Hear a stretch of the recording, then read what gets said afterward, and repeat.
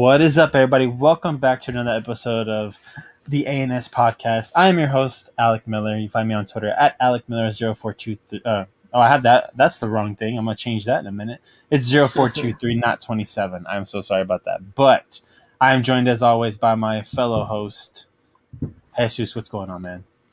What's going on, brother? You can find me on Twitter at The Real Jesus, and that's spelled JeeZus, as always. Yes, it's fixed. It's fixed, guys. I finally fixed it. But yeah, man, we got a lot of stuff we got to talk about today.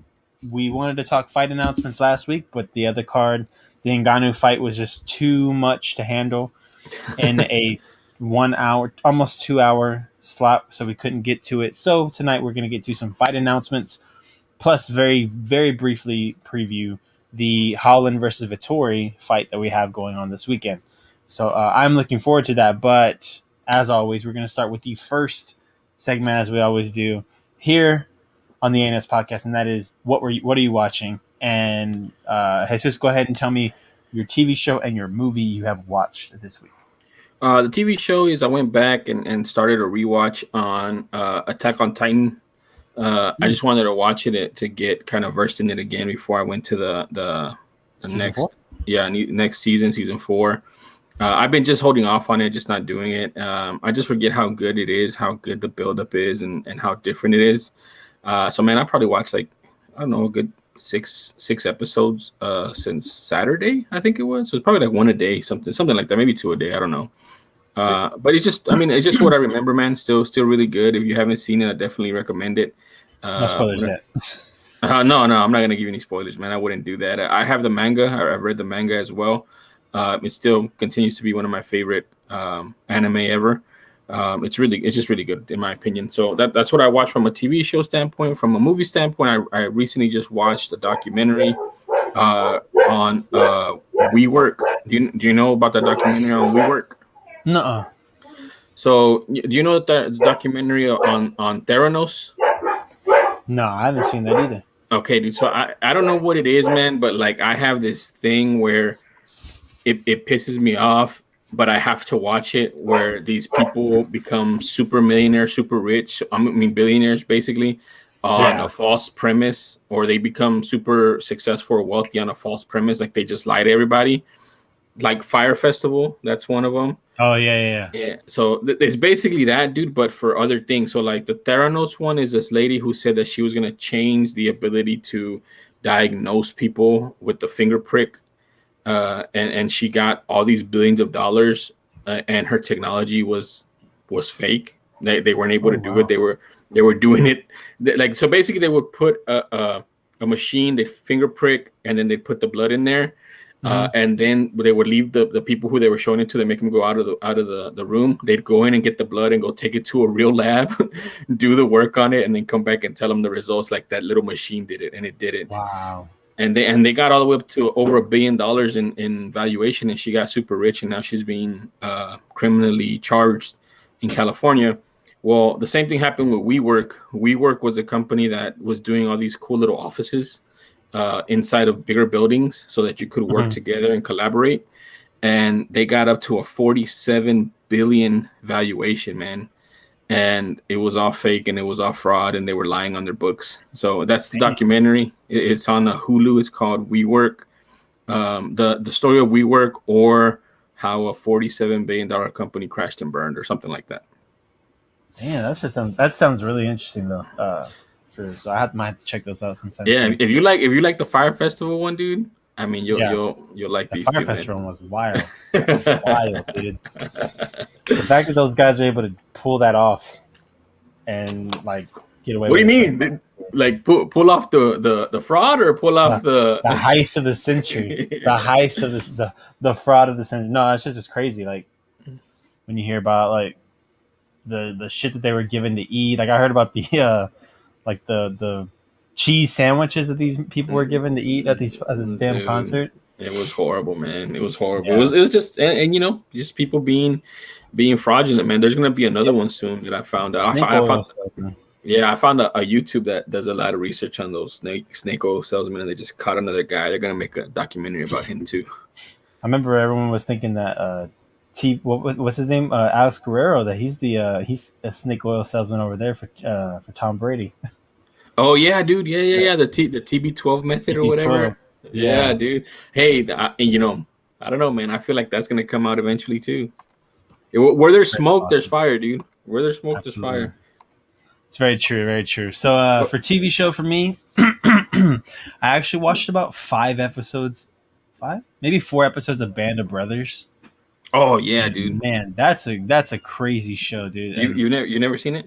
I'd never seen it. I still haven't finished it yet, but dude, I mean, because you kind of got to take a break sometimes Oh yeah, dude. It's in that it's legit, show. dude. It's Who's in it? It's insane, a man. it's a David. So Is it many people. David Schwimmer, Ron Livingston, Yeah. the guy from what's his Homeland? Is it Homeland?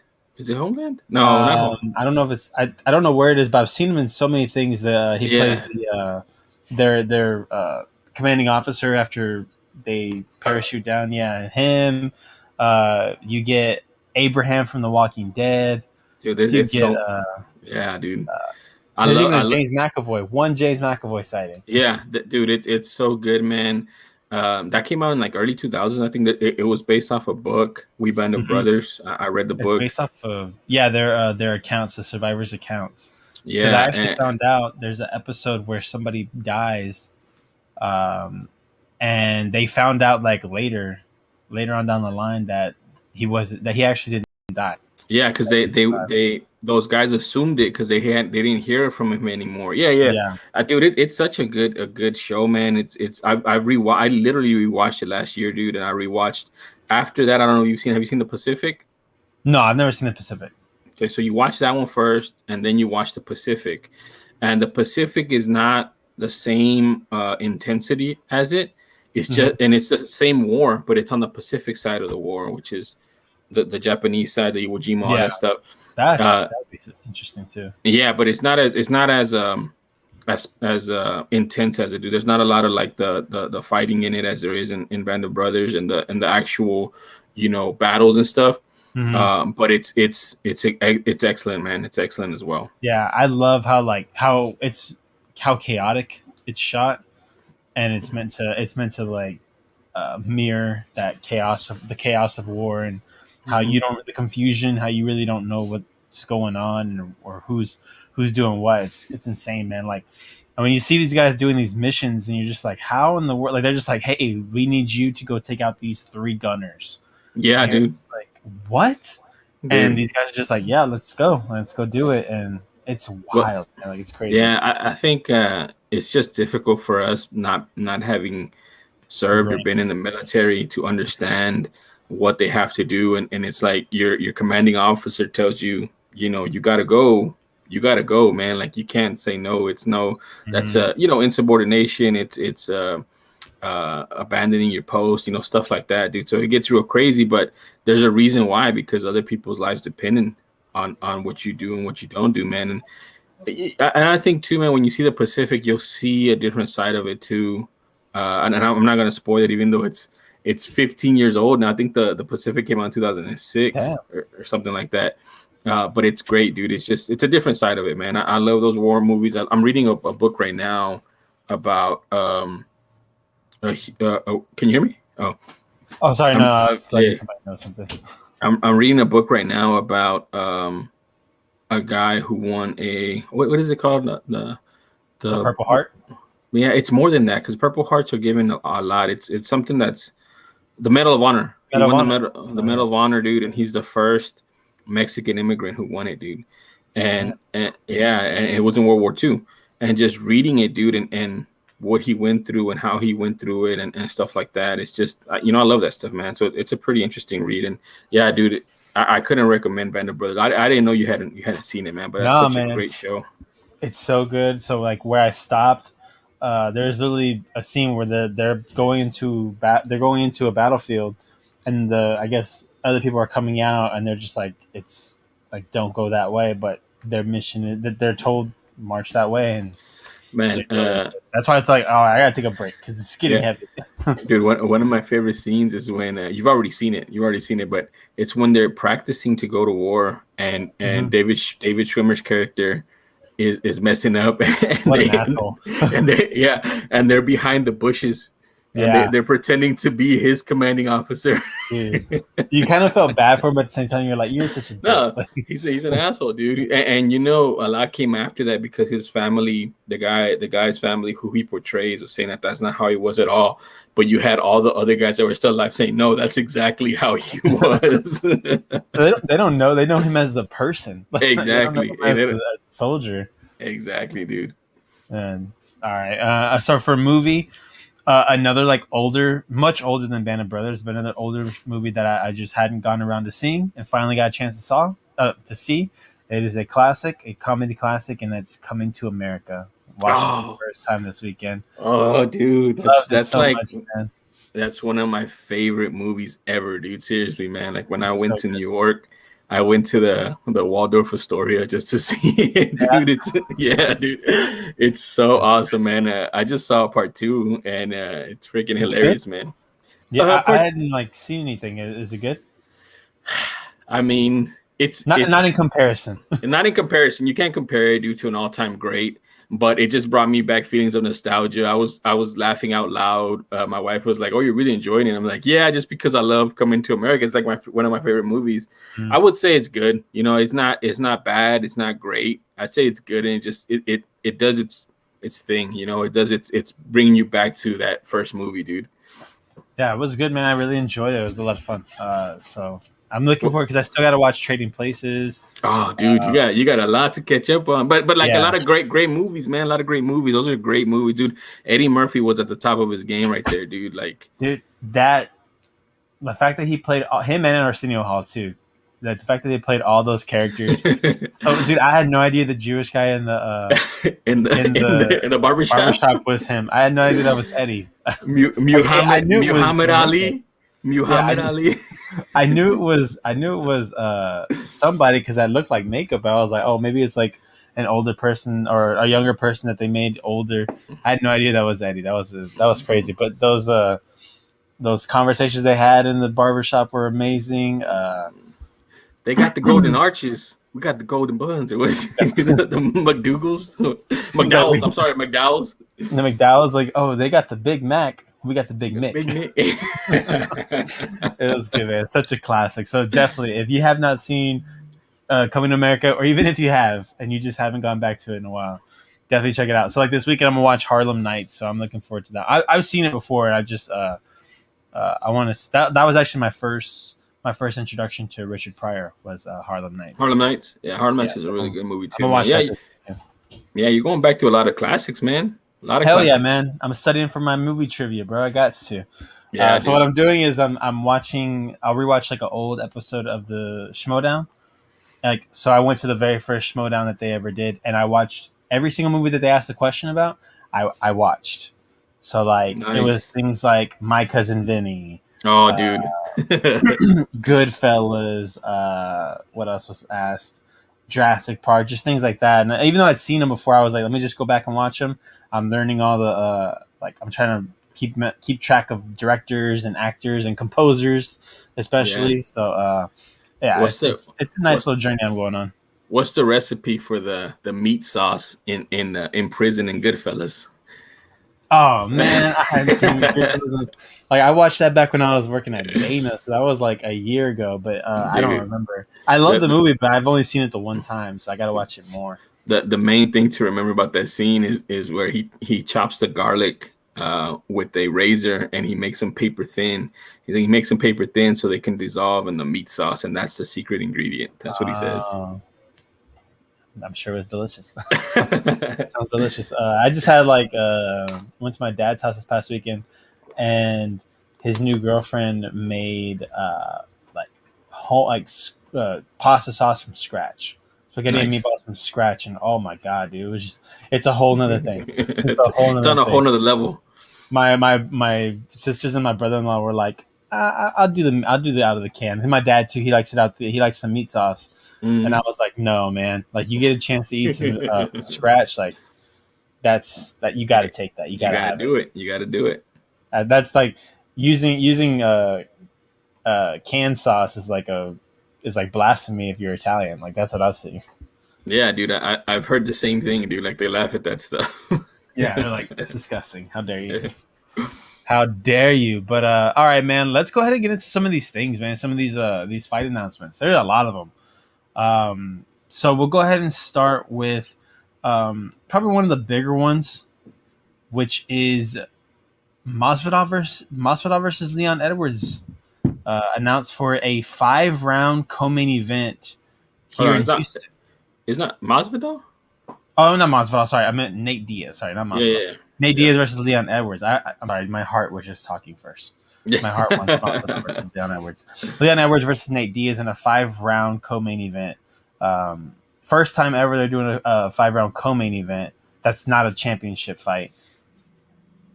So, what were your thoughts when you first heard this? And I'm pretty sure I know where you're leaning, but what do you expect from this fight? So my initial thought is that Nate Diaz has a lot of pull in the UFC because that's obviously a Nate Diaz want or need. 5 rounds. He wants 5 rounds because he has excellent cardio. Him and his brother run triathlons. So he obviously feels that he's going to take this fight into the later rounds. He feels Leon Edwards gets tired and that he's going to win in the later rounds. I don't think it's going to happen. I also think it might have something to do with negotiating money. If you're in a co-main event with 5 rounds, you get more money or something. Maybe it's built into his contract. But I just think it's also a gesture from Dana White to go big on this card. In Texas, it's going to be, I think it's going to be completely open, so it's going to be 100% capacity if possible. Yeah, it is. And I think that's what that's also a gesture from Dana saying, okay, well, let's do something different. Let's put Nate Diaz and Leon Edwards for 5 rounds. It'd be lucky to last that long because I think Leon Edwards is going to bulldoze him. I think so too. That's actually where I'm thinking too. I think it's going to be a pretty easy win for Leon, and good for Leon. You know, he gets a nice one, a nice name under his cap, plus the payday that comes with that fight with the Nate Diaz fight card. So good for him, especially kind of after that Bilal Muhammad mishap. Kind of felt bad for the guy because it wasn't on purpose. It wasn't a intentional eye poke. It was just something that happens. Yeah, and the MMA gods tooketh and they giveth, because that could have been much worse, and now we get both of those guys in new matchups. I forgot who Bilal they announced Bilal's going to fight. Yeah, I forgot who they said he was in a fight, but I did see that he got a fight announced, which surprised me because I was like, oh, I thought he was gonna take a little bit longer, but good for him. He's fighting Damian Maia. That's right. On June 12th. That's a big name. That's a tough fight for him. He has to keep the fight standing, so we'll see. Oh yeah, we'll see going forward. But yeah, that and that's not even the least of the announcements for that card. So we also got basically there was like a nice little three piece announcement that we got. So we're getting we're getting Ferguson versus Dariush, Tony Ferguson versus Beneil Dariush, which wow, like that's a hell of a fight. I thought that was going to be the co-main, and then obviously when they announced the Diaz and Leon Edwards, it made total sense. But this definitely could have been a co-main event as well.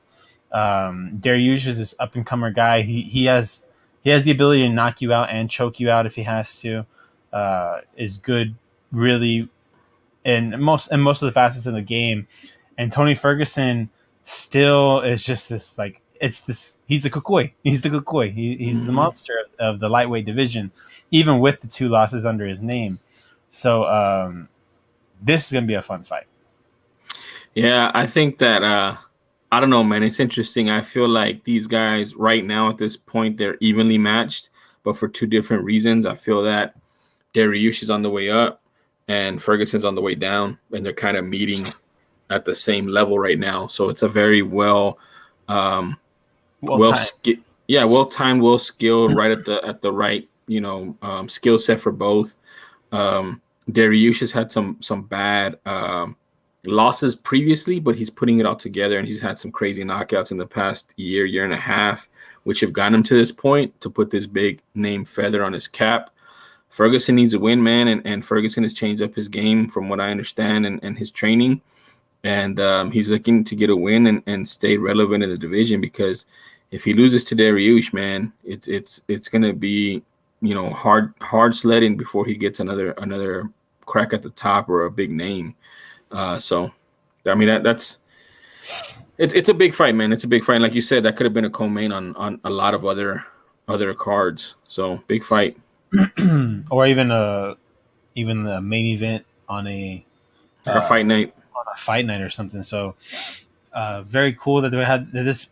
This I believe is going to be the fight before the co-main, and I'm really looking forward to this fight. I love Ferguson. I'm always in cheer for the guy, but a part of me wants to see Beneil take that next step into the top tier of the division. So this will be the biggest win. Yeah, for sure. It'll be a great win for him. Yeah, I don't know how much cheer for either. Yeah, I don't know. Yeah, they're both good fighters, exciting fighters. So we'll see. Yeah, I'll be interested to see the over and under when that fight starts. what the odds would be. Probably extremely close. Probably I would say. I mean, it's like right now in my mind, it's a pick 'em because, and the only reason I say this because Dariush is so good on the ground, dude. Like he's so good on the ground. I don't think Ferguson's gonna be able to catch him with anything on the ground. So then it becomes a striking match, and if it becomes a striking match, Dariush has shown a lot of power recently, and his game has gotten better. So yeah, I think it's a pick 'em. Yeah, but then when you think about the punches that Ferguson took, did he maintain any damage from that, or did he somehow get better at taking shots? Who knows? I wouldn't. What is it? I wouldn't bet, like, not bet against him, but I wouldn't hold it. I don't know. I wouldn't underestimate anything about Tony Ferguson, man. I mean, he's just so weird, so off. Like normally, if people are in those type of fights, like that guy's chin is eroded, but with Ferguson, it could be the opposite. You know, it could have just made it more granite somehow. It's possible. It's definitely possible. And I mean, you take a hit from Jason Gaethje and not completely. He was out on his feet, but he wasn't completely down. His body hadn't given up on him yet. So, obviously, knocking him out is going to be hard. But Dariush definitely has some big time power that we've seen lately. So, definitely going to be interesting. I'm looking forward to this matchup. The next matchup we got is Jack Hermanson taking on, I guess, as you would say, my boy Edmund Shahbazian. Shahbazian coming off with the big loss from Derek Brunson, kind of was just big boyed. The beatdown. Yeah, he was big boyed basically by Derek Brunson. I mean, can you blame him? Like Derek Brunson's a big man. Yeah, dude. Like now, if you look at Brunson's record, dude, and the wins he has, man, like in the names that he has on his belt. I mean, that's. I guess it's looking like a better loss now for Shahbazian. You know. Yeah, for sure. And also, I mean, Shahbazian was undefeated before that fight against Derek Brunson. We always say you got to learn how to lose in this. This next fight's gonna be a big tell, a big kind of sign of what we're gonna get from Shahbazian, because if he comes out and he does kind of the same thing or allows the same thing to happen to him, because Hermanson can take you down and work you over on the ground. So if he lets who I think will probably be a bigger Hermanson take him to the ground and do what Brunson did to him, you have to wonder, what kind of game planning did you do, and did you not try to change anything up? And if that's the case, that's not a good sign. Yeah, like did he have enough time to work on those holes that Brunson was able to exploit? And like you said, I think it does say a lot going forward for Shahbazian, because after his first loss, was he able to adjust? Was he able to fix his game or change his game quickly enough so that he doesn't get on a 2-fight losing streak? If he is, then that's kind of scary, because anything that he sees going forward, he's going to be able to adjust to quickly. And if he doesn't, then that says a lot negatively, saying this is the blueprint on how to beat this guy. Yeah, and when you see the type of guy that Shahbazian is, he's really good on the ground. He can get you and very quietly tap you out, or he can knock you out, as we've seen before. But he is starting to get up there with the bigger boys. and he's not necessarily a big middleweight. He's kind of a more lankier middleweight. Probably doesn't cut much weight to make 185, and whereas like even Adesanya is a little bit bigger than him. I would think, and you're going up against these guys, and dude, Hermanson's a big dude. Like, he's someone you wouldn't expect to be as big as he is, but when you see him on fight night, he is a giant. Just ask Kelvin Gastelum. Yeah, exactly. And Gastelum was able to use his wrestling against him, which I don't know if Shahbazian has that in him to do. But I sent you today, I think it was that new thing that the Nevada State Athletic Commission released on fight night weigh-ins, and two of the biggest standouts were Paulo Costa and Marvin Vettori, both middleweights. And then on the night of the fight, Marvin Vettori weighed in at 211 pounds, and Costa weighed in at 214 pounds. And Hermanson's right there with them. Like he's not far behind. If he's like 208, 210, I wouldn't be surprised. So like you're right, man. This is a big guy. If he gets on top of you and you don't have your wrestling skill set on how to get back up, it's going to be a long night, just like it was against Brunson. So maybe I don't know. That begs the question: if he continues to be, undersized, will he have to drop down eventually, or does he have to bulk up and get more muscle? Yeah, and that'll be interesting. And we know that Hermanson's willing to fight you however he needs to. He's not a one trick pony. He's not just going to try and stand with you. Hermanson does what he has to do to win. And so if he knows that, if he thinks that he can, I think that first shot's going to be very telling. That first takedown attempt is going to be very telling, because if Shahbazian, does the right thing, we see like a nice little. We know he can ground game, but like see a sprawl and able to keep Hermanson up on his feet, it'd be telling, because dude, Hermanson, God, I just can't get over how big that dude is. Like he's a giant for the division. Yeah. If he can even, at the very least, just go into the clinch on the fence and not let him just have his way whenever he wants. I think that would be even a small victory into something to build from. Yeah, for sure. But looking forward to that fight for sure. Hermanson hasn't fought since he choked out Gastelum, I believe, right? No, I think he fought. Did he fight again recently? I know he beat Holland, or did he lose to not Holland, or did he lose to Cannonier? I think he lost to. Hold on, he lost to Vettori. Oh, Vettori. Okay. Yeah, in December, 5-round fight. Yeah, so he lost to Vettori. So he's looking for a win. Shahbazian's looking for a win. It's gonna be a good fight for sure. That's gonna be a good one to keep your eye on if you're here in Houston. And then the last one that we got announced was the Shane Burgos versus Edson Barboza. Yeah, that's going to be a fun fight. Yeah, that's going to be a really good fight, man. Burgos coming off of that really, really tough 5-round fight against Dan Ige. Was it Dan Ige? No. Yeah, it was Ige. No, he just lost to Emmett. And he got knocked out by Emmett, because Josh Emmett, I believe, tore his ACL again after that, or during that fight. Oh, yeah. He lost in a 3-round fight to Josh Emmett. Yeah, you're right. So, Burgos looking for a big win here. Same thing with Edson Barboza. Can you look up his last fight? I already forgot, man. I don't think. Hold on. He last fought against Americani. Okay. Mark won Americani, and he won by decision. Prior to that, he had lost 3 in a row to Dan Ige, Paul Felder, and Justin Gaethje. And the Dan Ige fight is the fight that was a split decision. A lot of people thought that he actually won that fight against Dan Ige. But still, he fought Americani, and he beat him in a decision. So this is a big fight. This is I think it's at 145, right? Yeah, it's at featherweight. Yeah, it's at featherweight. It seems like that's where he's going to be kind of hanging out for a while. Other fights that have been announced for that card, but not as big. You have Jacare versus Adrian Munoz. You got Alex Perez versus Matthew Christopher Snell. You have Andrea Lee making her return back to Houston against Antonina Shevchenko. Antonina coming off of a really good win. Andrea Lee coming off of a very close loss to Lauren Murphy.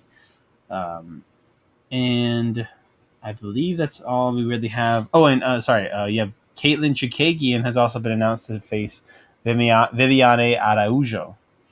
Yeah, did you mention the Perez versus Schnell? Yeah.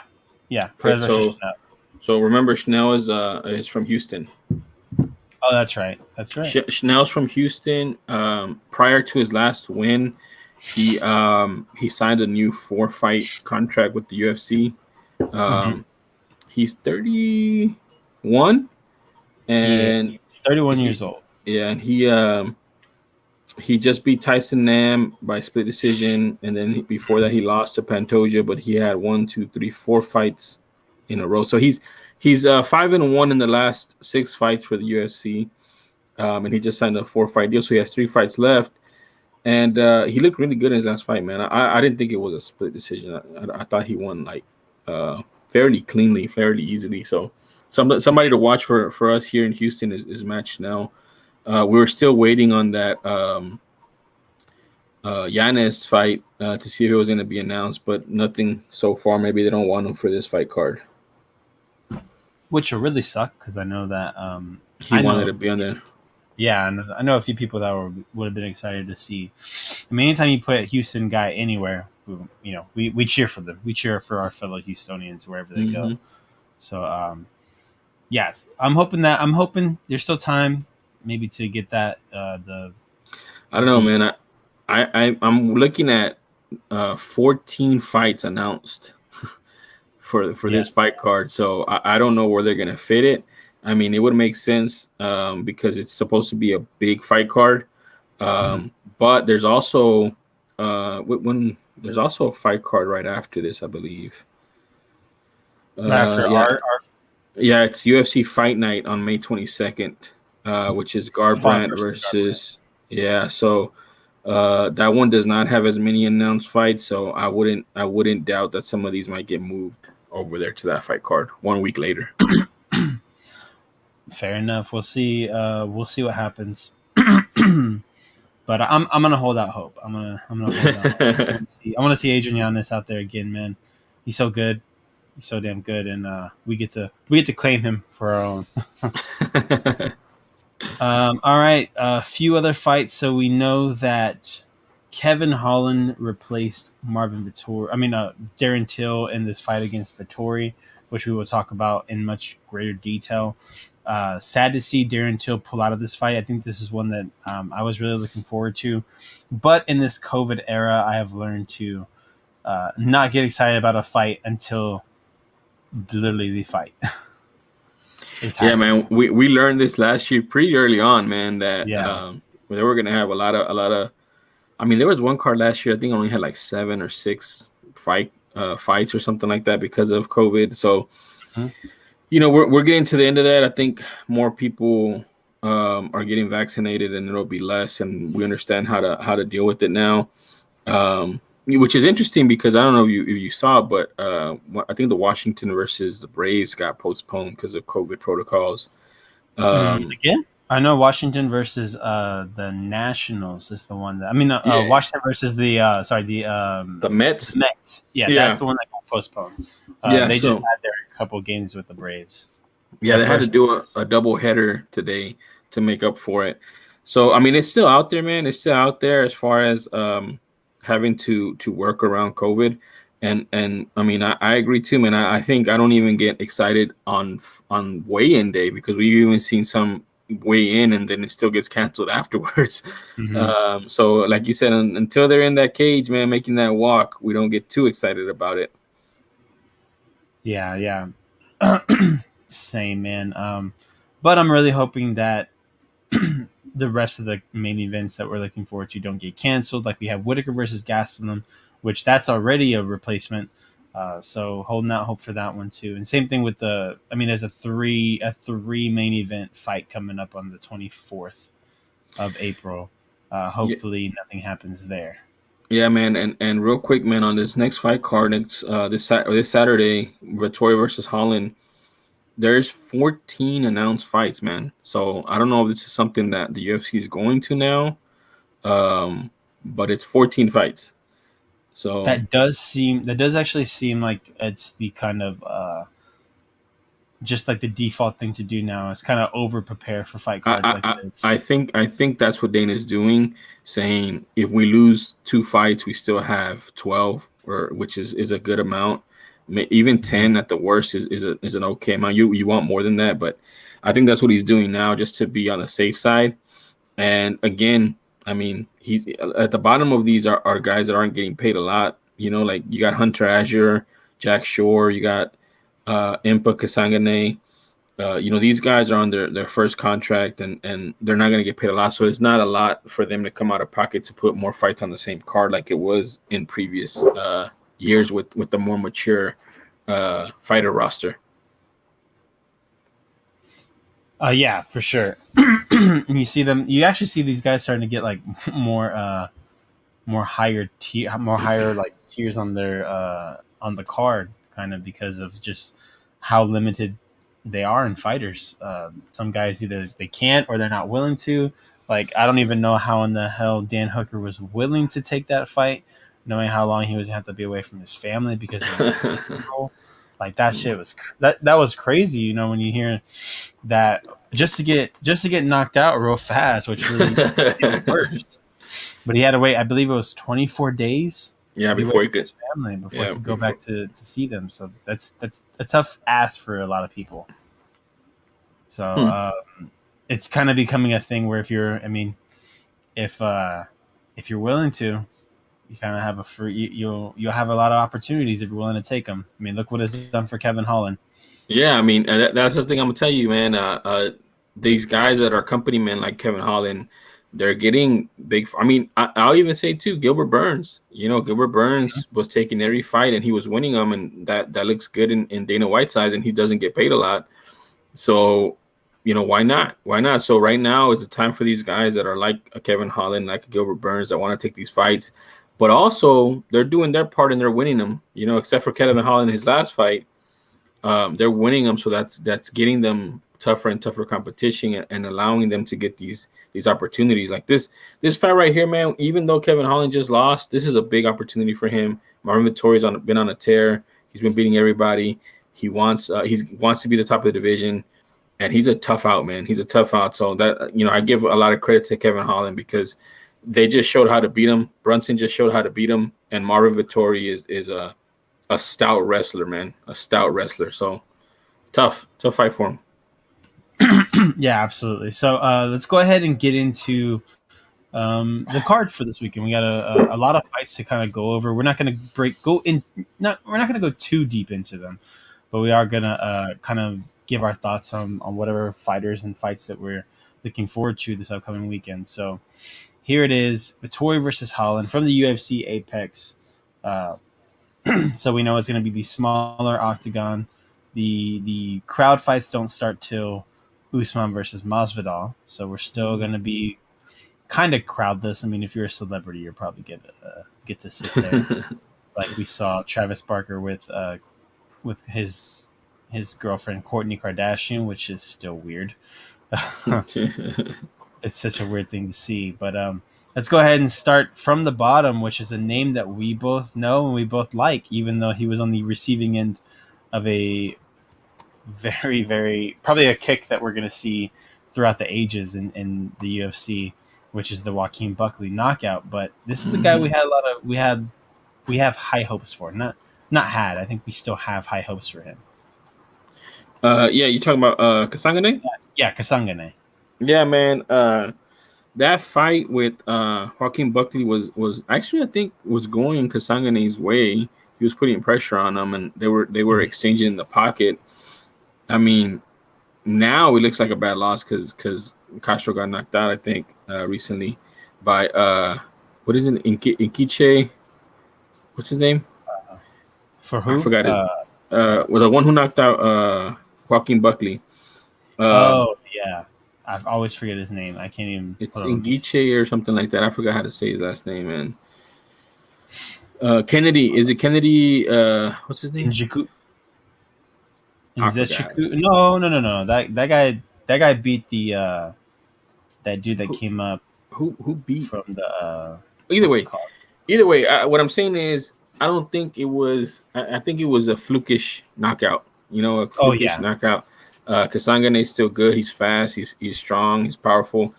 So this is a chance for him to get on the right side of the ledger this time, and I think he's gonna win. Hey man, sometimes you can come out on the better end of those highlight reel knockouts. Let's not forget. I believe it was Benson Henderson that was on the receiving end of the fabled cage kick that Showtime threw. That it's Yeah. constantly. That's one of the ones that I always like looked at. I was like, oh damn! Like I gotta watch more of this of this MMA stuff, even though that didn't happen all the time. But it's not gonna happen. It's not gonna happen all the time. Like Joaquin Buckley, not nobody throws that kick really. That was just a wild kick that he probably is like thrown in practice and just was like, oh, I'm just gonna go for it here, and it Or landed. maybe maybe he threw. He thought he was gonna get him in the stomach, and just the way it turned out, his head was there instead. I mean, it's nothing compared to the upwards elbow from Yair. The best knockout ever. Luckiest knockout in the world. Uh, but anyways, yeah, we'll see. We'll see with this. I'm rooting for Impa on this one. I don't have anything against his opponent, which is Sasha Palatnikov. I don't have anything against him. Just You I just think know Kasangane more. I know Kasangane more, and I think I want to see him bounce back from that knockout for sure. Yeah, I think a lot of people do too. All right, then we have. I'll read them over real quick. You let me know when you want to go over one. We got Da Un Jung taking on William Knight at light heavyweight. We have Luis Saldana taking on Jordan Griffin at featherweight. Hunter Azure taking on Jack Shore at bantamweight. That one right there is gonna be a barn burner. Yeah, both guys can really go. We know Hunter Yeah. can go 5 rounds and at an extremely fast rate, and same with Jack Shore. So this is gonna be a good fight. Yep. Next up, we have Jorgen De Castro taking on Jarhis Danho. Now, this guy right here, we know Jorgon, not Jordan. We know Jordan too, but that's a different guy. Jorgen De Castro, this guy needs a win bad. This is the guy that was destroying Greg Hardy, putting on a little bit of a clinic in that first round and completely shrunk in that second and third round. Almost disappeared completely in the third round. I believe he said that he had some kind of injury, but damn, like you have that kind of a technical superiority over a guy like Greg Hardy, and you don't cash in on it. It's not a good look. So he really needs a win. I don't know Jarhis Danho. Tell me about him. Do you know him? I don't know him either, man. I haven't heard his name before. I think this is a get right fight for Jorgen, because he needs it. He's lost 2 in a row, including like that one that you mentioned, that Greg Hardy, and the last one against Carlos Felipe, I think it was, that he lost to. Yeah, I think it was Um, Carlos. and they're both. I mean, they were both pretty bad losses as far as not aggressive. Yeah, not aggressive, not wanting to get the knockout. And we both know he has knockout power. I don't know too much about this Jargis Danho guy, but I'm looking to see if we're gonna see the. I mean, at this point, is it the Castro of old getting some knockouts, or if he loses again, man, I think that's it. I think they cut him. Yeah, because he had that. I mean, he had that great TKO by leg kicks in the contender series, and he had a really great knockout. Kind of one of those like easy knockouts where it didn't even look like he threw the punch hard; it just landed on the button, and we're like, man, this guy might be it. Gets the fight against Greg Hardy, shrinks. Gets the fight against Felipe, and again shrinks. So he definitely needs to get a win because he doesn't have any kind of wins of note so far. So we'll have to see what happens there. Next up, we got at lightweight John McDessie against Ignacio Bahamondes.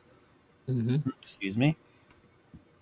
In the women's bantamweight, we have Norma Dumont Viana taking on Erin Blanchfield, and Blanchfield doesn't even have a picture yet, so she must be a newcomer.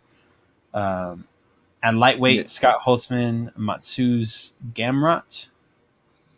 I mean, Holtzman's an older. He's 37, but he is not bad. He lost to Beneil Dariush. He's the one who lost with that spinning back fist on him. Mm-hmm. Yeah. But he's a pretty legit dude as far as wrestling and he's just a tough out, man. I think he was getting hit by a lot by Dariush and it took that spinning back fist to knock him out. So I think this is going to be a barn burner too, just because of Holtzman's style. Mm-hmm. So that'll be a good fight. And then right after that, at lightweight as well for the for the featured prelim fight is Joe Salecki taking on Jim Miller. And we all know Jim Miller, and he knows it too. He is the gatekeeper for the lightweight division. He's the one that you go up against if you're ready to see if you're ready for the higher tier competition. So, Joe Salecki, he comes in, has a good fight against Weissman, and then he comes in and then submits Austin Hubbard very well. It was a very good fight, and I think Joe Salecki is one of those guys that I am looking forward to seeing fight. So I hope that he can handle Jim Miller, but we know Jim Miller is no slouch. Like he is a legit, he's a legit test for guys who want to make the next step. Yeah, remember he has that submission victory over Roosevelt Roberts, who was being hyped up a lot. He lost a unanimous decision to Vince Pichel in his last fight, which was, I think it wasn't fight. It wasn't a beatdown, but it was, he lost. You can't say that it was close.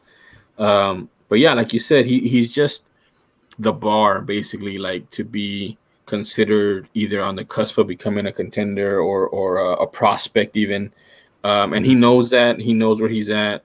And he is a tough puzzle to crack, man. He has, he's a black belt in Brazilian Jiu-Jitsu. He has a lot of submissions. He can also strike, and he's pretty fast for a lightweight. So it's a good bar. It's a good test, Yeah, absolutely. And just like I still remember that submission by Hubbard, man. That was surprising, I think, for a lot of people because he looked good against Weissman. He didn't look bad at all in the decision fight. But Hubbard, I think, could be, or not Wyman. Sorry, I think Hubbard is probably in my mind a little bit above Wyman, and just like you made him looked really good against him.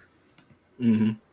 Yeah, and Wyman was coming off of that huge layoff, and he just looked overpowered over everything. He just looks like he's the division has passed him up, man. So yeah, man, it's gonna be an interesting fight for sure. All right, let's go ahead and go to the main card.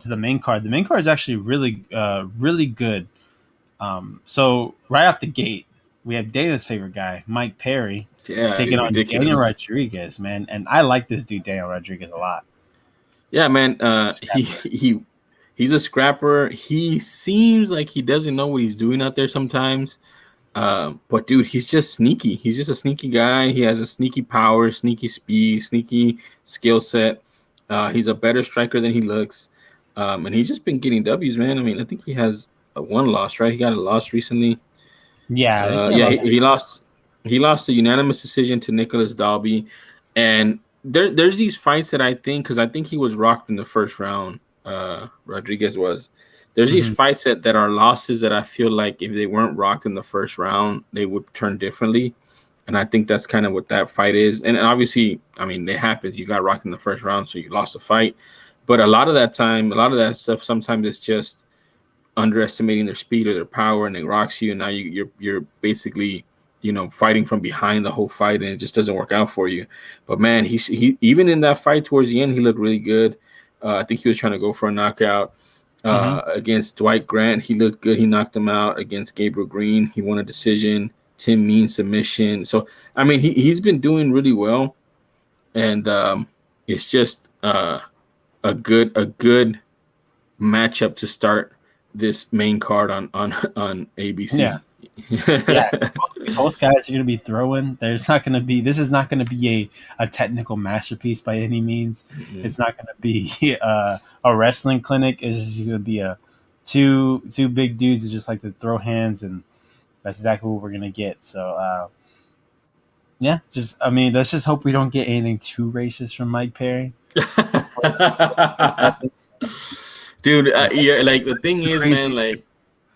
like Dana White loves this guy so much, man, which is crazy because he's cut other fighters for much less than what Mike Perry's done, and done and said and done.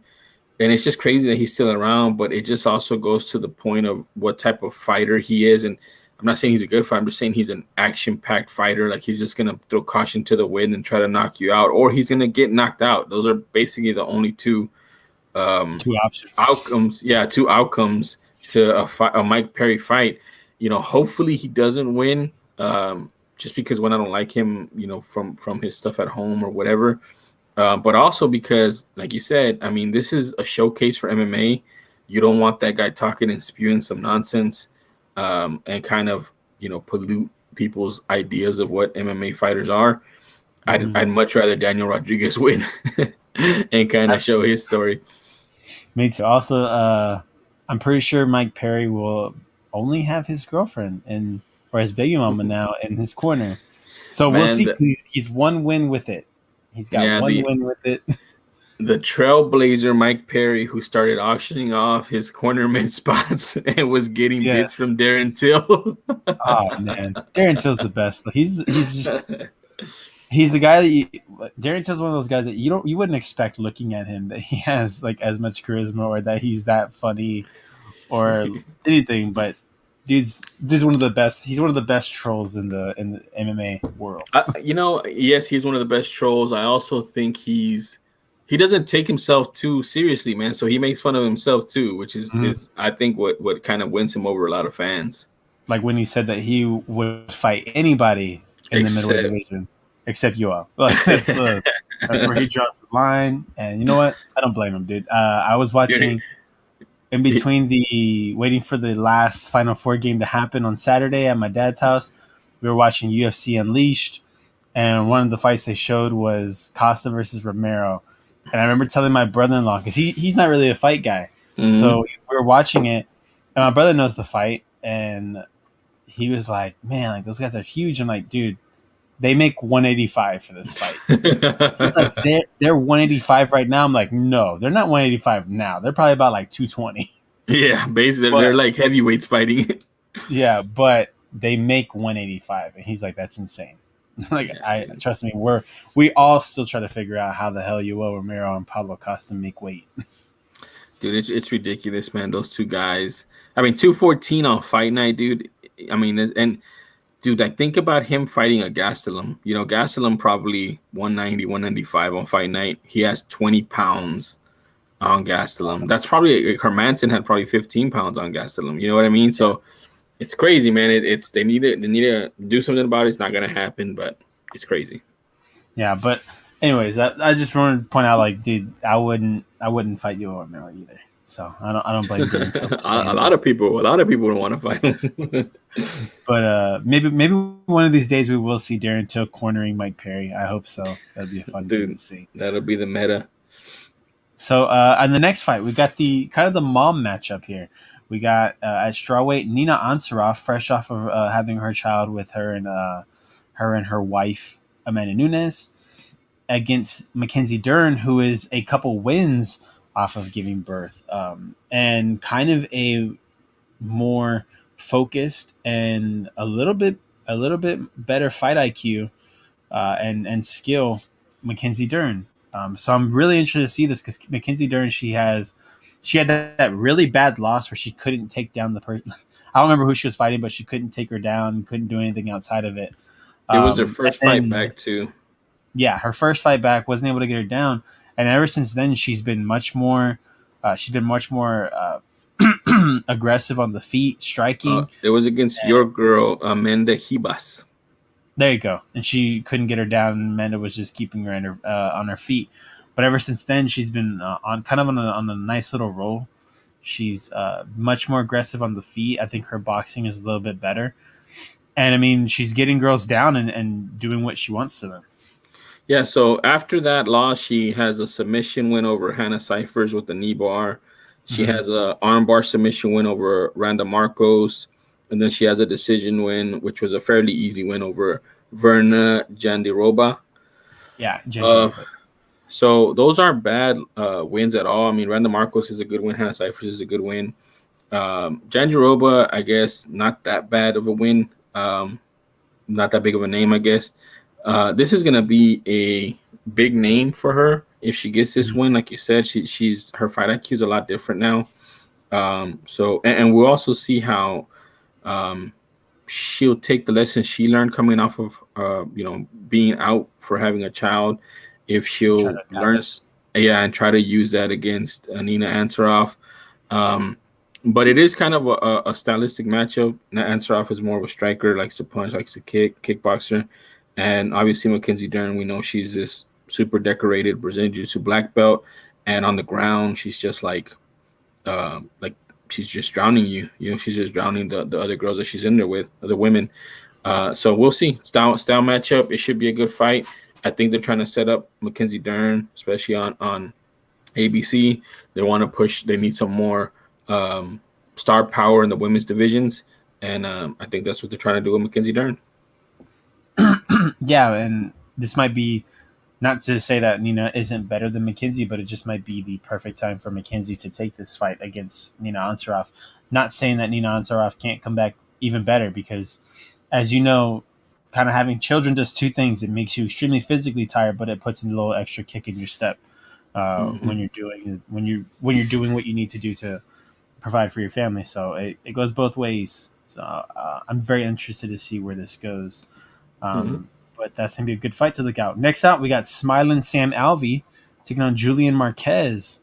Don't let the smile fool you guys. Sam Alvey is legit. He's really good. And Julian Marquez is going to be a really fun matchup between these two. Yeah, Marquez recently fought in February, and he won, but he also has the biggest L of 2021 so far. When he used his shout out his interview to shout out Miley Cyrus, and she accepted, and then he declined it basically. So big L for Julian Marquez there. Yeah. So that's where he's known from. That was good. He has one of the best nicknames in MMA, the Cuban Missile Crisis. Yeah. Smiling Sam Alvey on the other side. I think this is a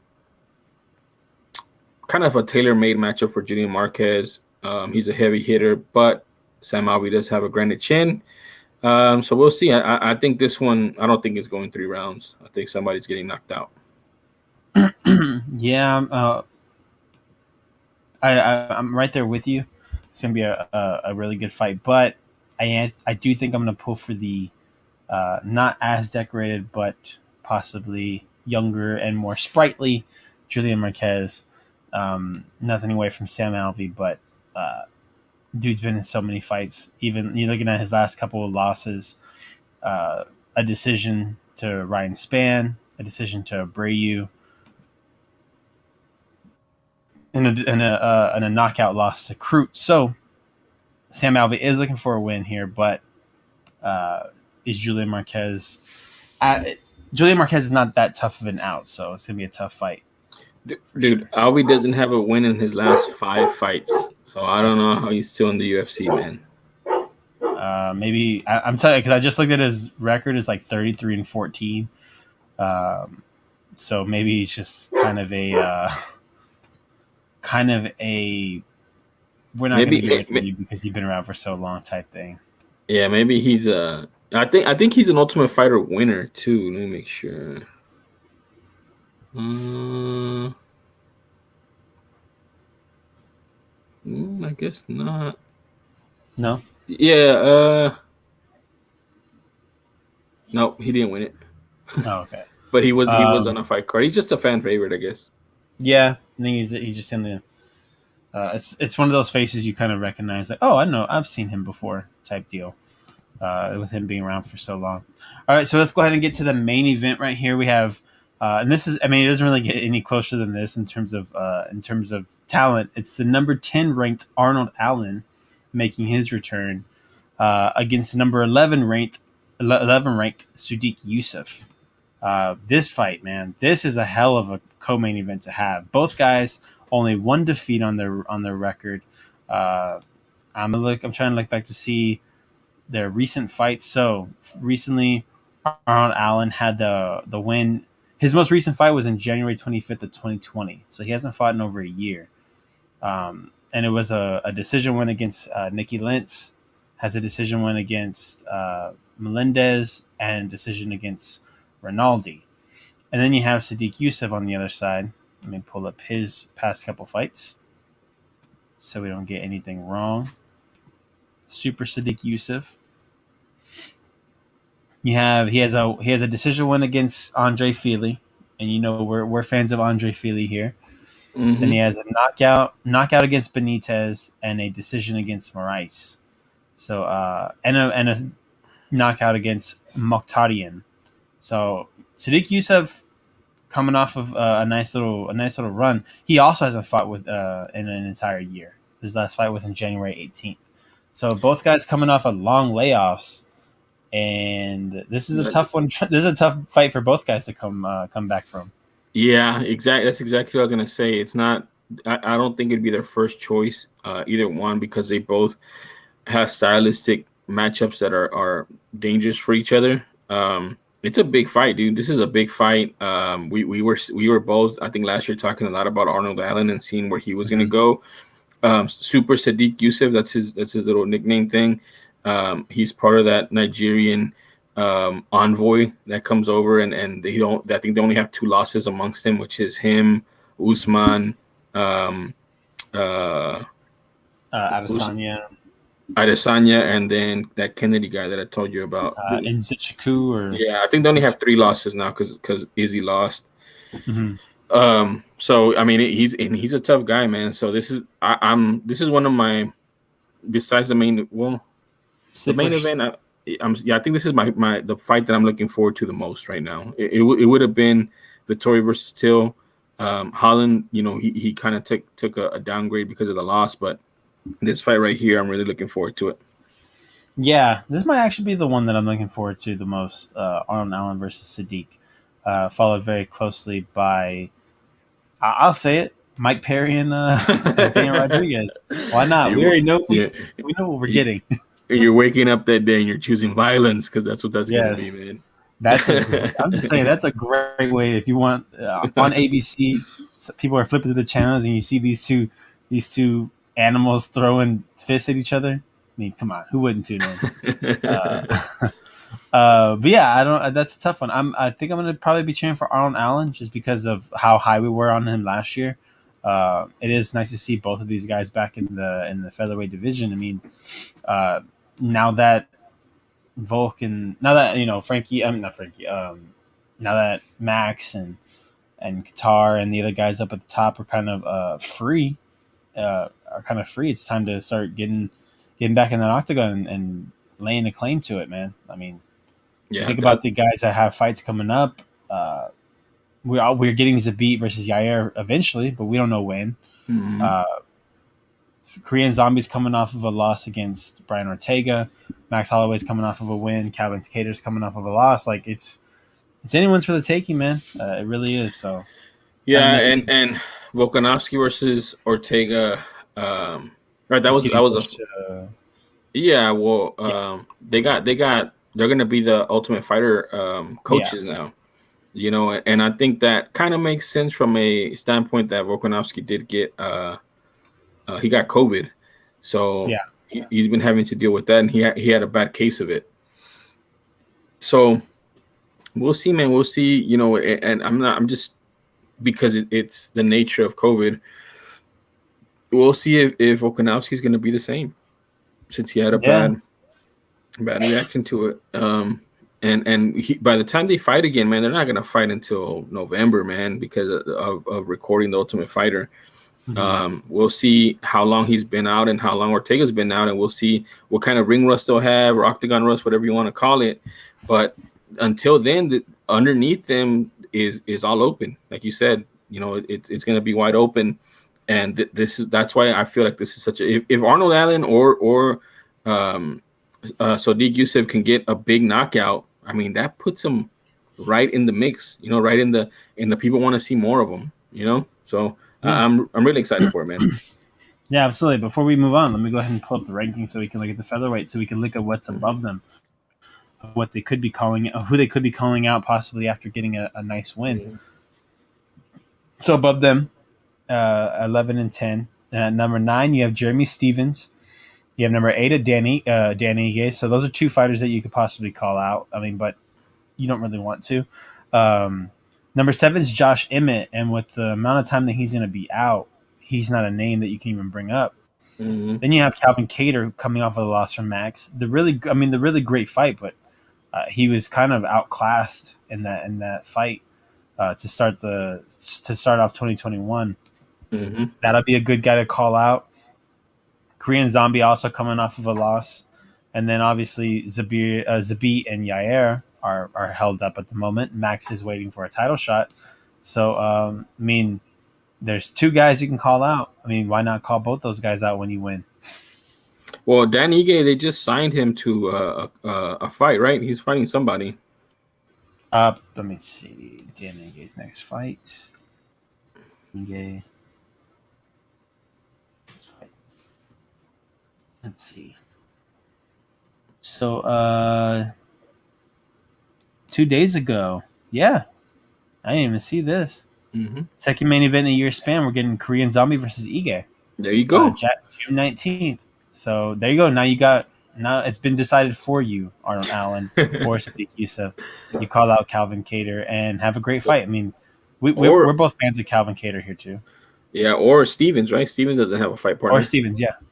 Stevens too. If both guys coming off of a loss, because Stevens lost against Calvin Kattar, I believe, was his last loss. Yeah, and he hasn't fought since then, I don't think. Mm-mm. So wouldn't that be telling if they pick? Well, I mean, obviously, if you want the most, you pick Kattar because he's ranked higher. But if you don't think you can beat him, then you pick Stevens, right? and you so let's yourself. Or do you have confidence in yourself, or do you not? We'll see. Or if you just say like, man, they'll never give me this fight, so let me just look like I'm a tough guy. You call out Max Holloway. They're not going to give you that fight, and then watch Max say, I need a fight, so let's fight. Then you're screwed. And he would, yeah. It would kind of bite you in the ass. You'd be like, oh, man, I was never accept it. Yeah. Because, I mean, Max is he's a gamer. He's going to fight. He's going to, even though we know he wants championships, if he realizes, it's going to be a while before I can get Volker or Ortega, since that fight's going to take forever to happen. So I want to stay warm, want to stay hot. Let me go ahead and just piece up some more of these guys, because, dude, everyone was talking about Kattar as the superior boxer, but Max was 100% the superior boxer in that fight. Yeah, that put a lot of people on notice. Like, okay, this guy is. I feel like the losses only 29, man. Like, damn. Yeah. I feel like the losses to Volkanovski have kind of upped his game to say, if I ever get that Volkanovski fight again, which Volkanovski has now said that he is going to fight him again, which he wasn't wanting to before, because he was like, I'm just supposed to fight him until he wins. But now I feel like people chipped away at him and saying, and he heard it a lot, to say that he didn't win that fight, that he wants to fight now to kind of, cement that he actually won the fight. But I think Holloway's a different fighter now, and I don't think Volkanovski's going to win. I don't think Volkanovski's beating Ortega. I mean, that's true too. And you saw what old Max Holloway did to Ortega, Yeah, what's this new Max Holloway gonna do? I don't know. It's gonna be fun, man. This featherweight division is, it's stalled a little bit, but I think there's enough fighters in there that won't let it go stale.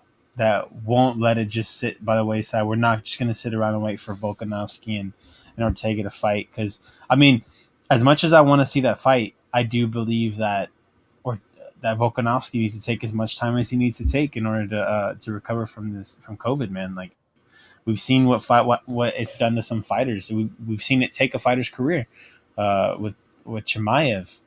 So, I don't want to see Volkanovski rush back by any means and then we have whatever loss, whoever he loses, be tainted by the fact that he's recovering from COVID, and a bad case, probably one of the worst cases that we've heard about from any athlete here in the UFC since the fights during COVID as the time have started. So we don't want that. We definitely don't want that. But let's No, go I ahead and mean, get to the main event. yeah, Oh, go go ahead. ahead. No, no, I was just gonna say you're right, man. Like, we don't know. We don't know what it's gonna be. We don't know what Chimaev is gonna be when he comes back either. You know what I mean? So we'll see. We'll see what happens. It's unfortunate, and it's another variable that we gotta watch out for. Like, I think it'd be sad if Volkanovski comes back and he doesn't have the same output, or he doesn't have the same energy or endurance, and it's a clear pre-COVID Volkanovski and post-COVID Volkanovski. But I don't think that that's out of the realm of possibility, man. So it sucks, and that's why these fighters are taking even more of a risk, fighting because they can get COVID, and we don't know what the after effects are going to be. Yeah, we really haven't seen it affect. I think probably the worst effect that we've seen it in all sports is probably, in my opinion, maybe Cam Newton, and seeing like the way that his Uh, his drop kind of happened, and then I would also say you can throw Curtis Blades out there with maybe him getting a little tired, feeling a little bit of well, fatigue because of the what it does to your lungs. I think we're gonna see here in the next couple of weeks whenever Garbrandt fights, because Garbrandt Yeah, got it, and then he was scheduled to fight, and then he said he wasn't I wasn't able capable to. of fighting. So I think when we see him fight, and we see, because I mean he was great when he fought Asuncao and he knocked him out. Right, it was Hmm. Asuncao, yeah, and he Yeah, knocked it him was a out. Sinsel, and he was about to get a championship fight against Figueredo at flyweight, so he had to So drop out of that. yeah, so that's what I'm saying. I think when we see him fight, we'll kind of see the effects of a very bad case of COVID, of what it has on a fighter. Um, but yeah, I think that was a pretty bad case too. Oh yeah, it definitely was. Yeah, he was really the first one to pull out completely and basically say like I don't know when I'm gonna fight now. I gotta take a little break and try to get better. And I think that's probably been the key for some of these some of these fighters and some of these athletes is they got to stop treating it as a sickness and treat it more like a kind of like maybe like a disorder. Not necessarily in like it's a disorder, but just take it more seriously. Don't try to rush back. Focus on recovery and then focus on getting back onto the court or the field or whatever. Just allow yourself. I think that's probably been the problem with Kamza is that he was trying so hard to make this fight with Leon Edwards happen, and he wasn't allowing himself to recover. You got to let yourself recover, and maybe taking a step back is what he had to take. Because I hope he's not retired completely. I was going back and I was thinking about that, and what Dana White said, and I mean, we've read and I've seen in multiple stories about there being some sort of mental issues too whenever you get COVID. So maybe that's what he was fighting at the time too. Like, it's so many unknowns. I mean, just recently on Monday they announced that whole, or was it Monday or Tuesday, that they announced that whole thing with the AstraZeneca vaccine and the side effects they're having, and that vaccine is overseas, the one that they use a lot in Europe, Mm-hmm. and and so that's what I'm saying. Like, there's so many unknowns, and we don't know how people are going to react to it, or how athletes are going to react to it when they come back. But like you said, they do need to treat it more. I mean, I think they're treating it seriously, but I think more slowly, like the comeback, the going back to the gym, the getting back into top 1% of the athlete. You need to take it slowly, because you don't know what that virus has done to your body. Yeah, for sure, man. So we will see. We will see coming up very soon with that because Garbrandt versus Font is happening very short. Is happening immediately. I believe immediately after the Houston card. So we'll see. It would be our first look into COVID, what the after effects can be, and how well you can recover from them when you have a very bad case like Garbrandt had. So let's go ahead and get to the main event, and that's Marvin Vettori taking on Kevin Holland. I remember when this first came up, I was like, "There's no way Dana gives Kevin Holland another main event after all the trash he was talking about the most recent one against Brunson." But lo and behold, we're here. We are a few days away from Vettori versus Holland, and not as great of a matchup that we thought we were getting with Darren Till. We know how much we've liked Darren Till's run here in middleweight, and Vettori is top tier talent. Whereas Kevin Holland has just been on a really good run and ran into kind of a, I wouldn't even say a roadblock, just kind of like a speed bump. It was just a fight that he didn't seem like he was 100% into, and Did ended you up watch losing. it? Did you go back and watch it? I watched bits and pieces of it, and I was like, man, this doesn't look like the Kevin Holland that we've been seeing. No, it just the fight IQ of Derek Brunson has gone through the roof, and he just nullified a bunch of the stuff that Kevin Holland does very well. He did get caught. I mean, he almost got finished, but he was able to weather the storm. But you're right. I mean, in the grand scheme of things, this is a speed bump for Kevin Holland if he beats Vettori. Yeah. Think about it. If he beats Vettori, he can potentially leapfrog Derek Brunson, because that's how big of a win this Vettori win would be on late notice. So it's a lot to lose for Vettori, a lot to gain for Holland. He can literally erase the loss against Brunson with the big win here against Vettori. The problem is that Vettori is a huge man at 185 pounds, and he likes to wrestle people, and he doesn't mind wrestling them and beating them up on the floor. And that's pretty much exactly how Kevin Holland got beat up last time against Derek Brunson. Yeah, so I'm looking at the rankings right now, and we have Kevin Holland number 10, and Vettori sitting really good at number 6. So if he gets a win, and that's a big if. I am picking Vettori in this. I think Vittori's just a little.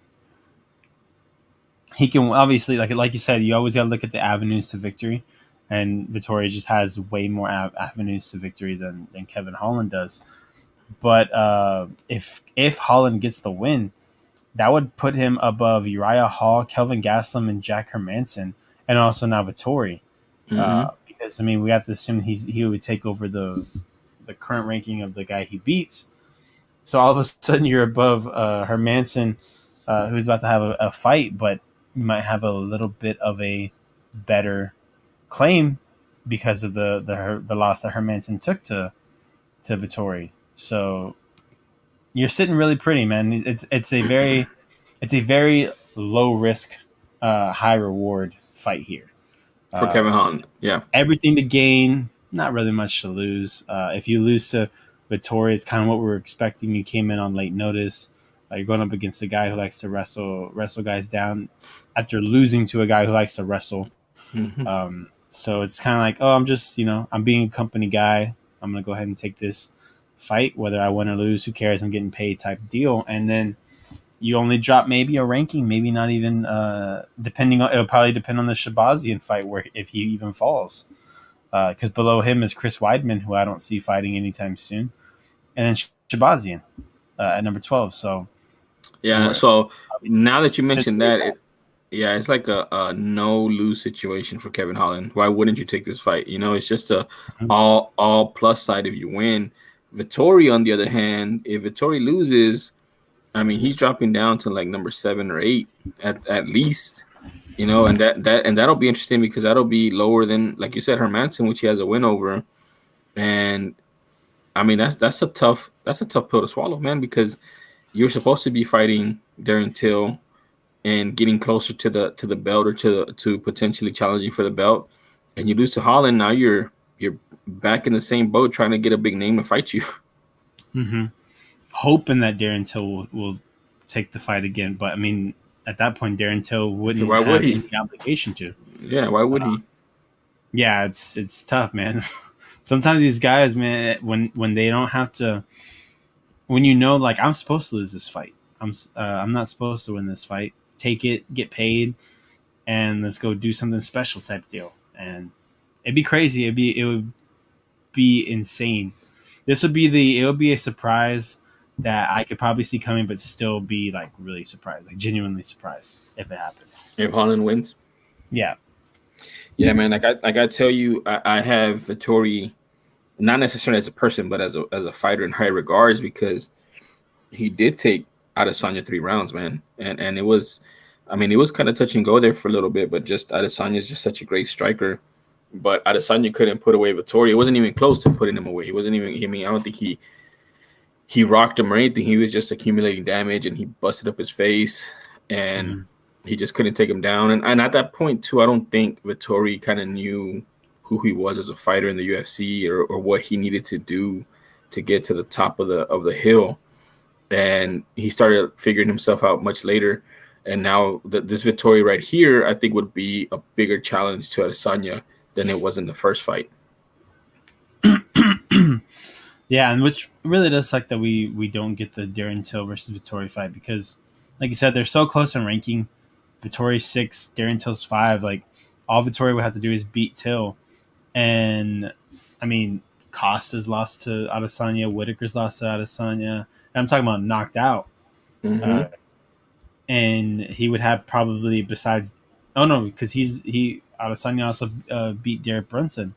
Like, he would have kind of maybe a little bit more pull, and I took him 3 rounds. I made him work for the win. I deserve the title shot, and because I mean, if you got a good manager, you get talked in any fight, really. I mean, it's true, but I think, like you said, it's just how the UFC wants to play it. If Whitaker beats Gastelum, then we're probably getting a rematch of that with Adesanya. But if he doesn't, then we're getting a rematch of Gastelum, probably, depending on how Gastelum wins. Yeah. But then, like you said, after that, it's Vettori, in my opinion, just because he's the one that hasn't been knocked out by Adesanya, out of the ones who are left. Yeah. So a lot hanging in the balance on this one for Vettori, and Holland gets to just kind of stroll in, and apparently he's been partying and hanging out and stuff. He's not really been training, so he's even making it. He's even building it more. Like he's saying, like, man, I don't deserve to win this fight. But if he wins, he's like, I wasn't even training. So it's just he's adding more. He's trying to like get the most out of this win possible, even though he was already getting a lot out of it if he would have won. If he would win. Hey, I mean, you do what you got to do, Kevin Holland. You do what you got to do. But yeah, that's the fight. That's the fight card for this weekend, man. I'm really excited for this fight card. This is a jam-packed weekend/week, because as we said earlier, as we were talking about earlier, we had one championship on TNT tonight. We have NXT's Takeover, which is kind of their WrestleMania, going on tonight and tomorrow night. We have night 1 and night 2. We already have brand new tag team champions, brand new women's champion. For the wrestling fans, Io Shirai finally got dethroned by Raquel Gonzalez. So that I'm looking forward to. I have to go back and watch that, so I'm looking forward to going back and watch that. And tomorrow we have a bunch of great matches. And then we have WrestleMania night 1 and night 2 happening Saturday and Sunday. So it's a jam-packed weekend. For the casual fans, Bad Bunny will be in a match against. It'll be him and Damian Priest, his Puerto Rican brother, taking on the Miz and Morrison. So I'm wow, really dude! forward to that. And as a wrestling fan, I was telling my girlfriend, because she's a big Bad Bunny fan, we're gonna watch just because of Bad Bunny. And I'm gonna watch the whole thing, but she's gonna watch just because of Bad Bunny. And I told her these celebrity matches, man, they go one of two ways. They're either you're impressed because you're like, wow, like that was a really good performance. I was genuinely surprised. Stephen Amell comes to mind. Stephen Amell had a very good match on Raw. Shaq had a really decent match in AEW. So there's that. But then you have the oh no, that shouldn't have happened type matches. So I'm hoping that's not what we're gonna get from Bad Bunny. But I mean, Bad Bunny's a young dude. He's athletic. I saw him take the leap out of the ring during the Royal Rumble, and he didn't look scared. He looked like he was willing to do it. So Oh, and Pat McAfee. Pat McAfee was really great in NXT too. Hey, wasn't Tyson on tonight? Tyson? Mike Tyson. He wasn't in one of the. He might have been on AEW. I didn't watch AEW. Yeah, I haven't watched any wrestling today. He was on AEW. Oh, sweet. Well, that's even better. I mean, that's cool because the Shaq thing was really fun. I thought the Shaq thing was really cool. He took a big bump and took it like a champ. He took a slam through the tables by Cody Rhodes.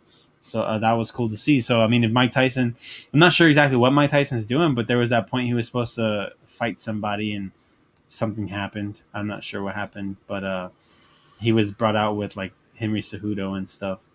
And I think it was Rashad Evans. So I don't know. Maybe we'll get some more Cejudo on AEW. I just saw some highlights, and it was Mike Tyson in some jeans and no shirt, doing some ground and pound somehow. Oh, cool! Very sweet. I do want to go back and watch, but I am going to watch NXT Night 1 probably tomorrow, and then be watching NXT Night 2 tomorrow, which should be fun. A lot of good matchups. We got Kyle O'Reilly taking on Adam Cole, former faction mates, and a kind of a blood feud going on there. And the NXT Championship, which is Finn Balor taking on Karrion Kross. So a lot of fun. And if you're a wrestling fan, if you're an MMA fan, it's going to be a really great weekend. So looking forward to that. And let's go ahead and get the hell out of here, man. I'm getting pretty tired. We're coming up on about an hour and a half now. We also got real quick opening day for the Astros here, the home opener. That's right. We got the home opener tomorrow against the Oakland A's. Is it against Oakland A's? Yeah, we already swept them. I was like, we just beat them like 4 times in a row, man. Like, we gotta beat them again. It's not fair. I mean, we'll take the W's. We'll take the dubs, but and the A's have had a rough go. They've had a real rough go because they had 4 games against us and got spanked, and then they're playing a 3-game series against the Dodgers. The Dodgers. Okay, yeah, they're not gonna win anytime soon. Oh well, they won yesterday. They did get a win. Finally, they did against the Dodgers. So. I believe they got a win yesterday. I will check real quick, but I'm pretty sure they got a win. I actually want to kind of look at the rankings because I've been getting now that I'm paying more attention because of they won today. Baseball. I'm enjoying. Okay, maybe it was today that I was thinking of because they played an early game today. So they lost. They lost 2 against the Dodgers, and they just won today. Yeah. So let's look at the standings real quick. Let's look at the standings in the league at first. Obviously, got the Houston Astros at first. Under that, you get the Orioles 4-2. So we got the best league in the American League at 5-1, and then in the National League at 5-1, you have both the Reds and the Phillies, which the Reds quietly whooping some ass over there in Cincinnati, and also I mean Bryce Harper, doing his thing over there in Philly now. Last year was kind of a letdown season. We have to be honest. Which I mean. Bryce Harper letdown seasons, that makes sense. Par for the course. It's telling when the first time the Nationals go to the championship is the year they get rid of Bryce Harper. Just saying, guys. Just saying. Who knows? Maybe when the Angels finally let go of Mike Trout, they'll make some playoffs too. To me, maybe. I don't know, man. I don't know if you can get rid of Mike Trout. You're not gonna. Oh, and then bottom of the heap, you got the A's at 1-6. So that's always nice to see. Well, that's with great the Marlins to see. and the Pirates very close behind them at 1-5. And I just want to know how long Mike Fiers is gonna not play the Astros. That's what I want to know. For the rest of his career, potentially. Most likely for the rest of his career. But great start for the Houston Astros so far. We had a day off today. We have a 3-game series coming up against the A's, and then we have a nice series against the Detroit Tigers. So some chance to rack up wins early. AJ Hinch's comeback to Minute Maid Park. So we see how that works out. I mean, I think he's great. I think it sucked how it worked out. He should have still been here. I'm still glad Dusty's here just because he knows how to handle all this negativity. I think Hinch would have done a great job too. It just sucks, it just sucks that he had to be on another team. But I mean, hey, whenever they're on the field and he's on the opposite side, we gotta beat that team. Yeah, but I'm pretty sure he'll still get a standing ovation here in Houston on the day. A well deserved. Yeah, we treat our former guys, if they leave gracefully, we treat them with respect. And our champions, Same thing when Marwan made his first return to Houston. I was actually at that game, and it was good to see him back here in Houston, even though it was with a different team. Also, you know who else is going to get a little round of applause? Miggy Cabrera, because he backed up the Astros. He's like, it's not that easy. It's not as simple as knowing the calls. So I was like, okay, I see you, Miggy. That's true too, man. I forgot about that. I thought you were gonna go the when Toronto comes and we see Springer on the other opposite side. I think there'll be cheers mixed with crying just because he was such a big part of this team. But yeah, man, Miggy's a good one, man. He's been a good dude. He's been an all around all class guy for his whole career, basically. So yeah, you're right. You're right on that one for sure. Nice little Well, we show respect where it's earned. So let's go ahead and get the hell out of here. You can find me on Twitter, guys, at AlecMiller0423. Please, tomorrow about 9:00, catch me, Paul, and my main man here for the Red Glare podcast. We are going to be talking Final Four National Championship. It's going to be a lot of fun. We have a very interesting question, and I hope you'll take this to listen to and mull it over yourself. Jesus, I'm pretty sure you're still thinking about it. Is it better to lose a very close game that you had probably no right in being in, or is it worse to get blown out when you're the 2 seed by the 1 seed and basically look like you don't belong? Go ahead and sleep on that one, and we will be talking about that a lot tomorrow. So check back at 9:00 next week. Tomorrow. Tomorrow at the regular podcast.